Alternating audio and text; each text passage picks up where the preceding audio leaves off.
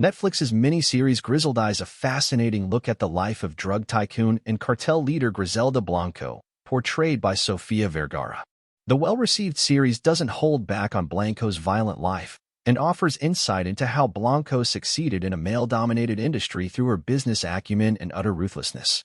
It also details the events that led to her arrest by Detective June Hawkins, Juliana Aiden Martinez, who first joined the Miami PD in 1975 as an intelligence analyst. Hawkins wasn't even in the series initially, but as show co-creator Doug Moreau dug deeper into the story, he came to realize how integral Hawkins was in pursuing, and eventually catching, Blanco. Discovering Hawkins' role in the investigation gave the writers a storytelling gift they wouldn't have used otherwise. Like Blanco, Hawkins was a recently divorced single mother who moved to Miami to make a better life for her children, and also was a female fighting for a place in a male-dominated career, giving Griselda a story of two women who share circumstances, but came out on different sides of the law.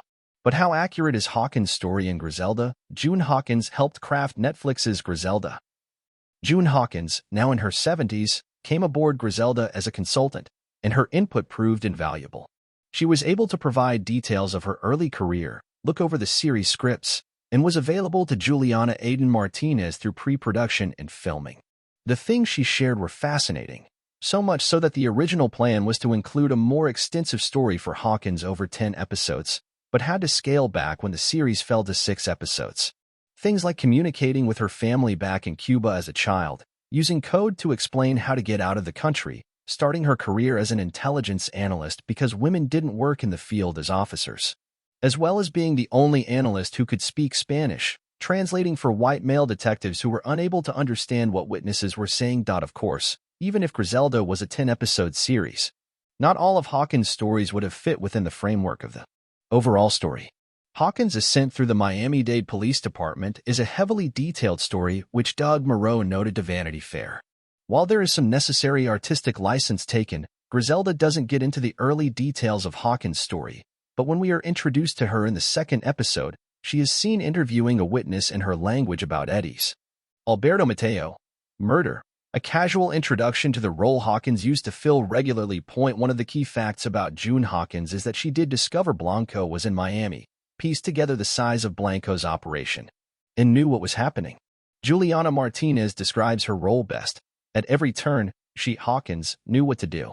Because she was born in Miami, her family is from Cuba, she understood the Latino culture more than the men, and also understood how a mother thinks more than the men did. She proved her value, and her point of view was what needed to be heard. What is also true is the lack of respect shown to Hawkins at work, including her detailed reports that kept track of criminals being thrown on the floor or never read, and the degradation by her male colleagues as shown in the miniseries. A scene in the last episode, where Hawkins is having a panic attack in the back of the police car, did happen. Al Singleton was there at the time and confirms the story. A real-life interaction with a pregnant witness made it into the series, as did the retrieval of Amilcar's, Jose Zuniga, fingerprints off a car. In Paradise Lost, the 5th episode, Hawkins and Raul Diaz, Gabriel's lawyer, head to Washington, D.C. to make a presentation to Congress in an effort to secure more resources in the fight against Blanco's cocaine empire. Given that Blanco has everything under her control, including members of the Miami PD.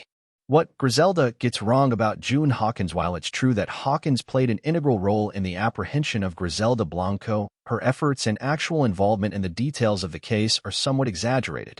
That has much to do with the aforementioned storyline angle that came with the unveiling of Hawkins' contributions to the investigation.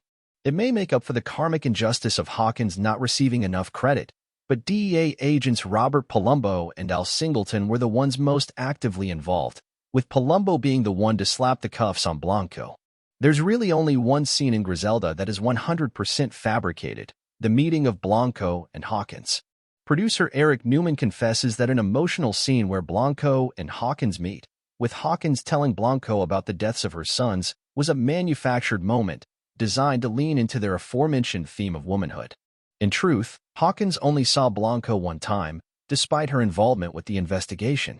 We know, of course, how Blanco's story ended, and it's not surprising that Hawkins' story is still the polar opposite of Blanco's. It's still being written, for starters, with Hawkins very much alive, but involves falling in love and marrying her partner in the infamous case, Al Singleton, a decade later.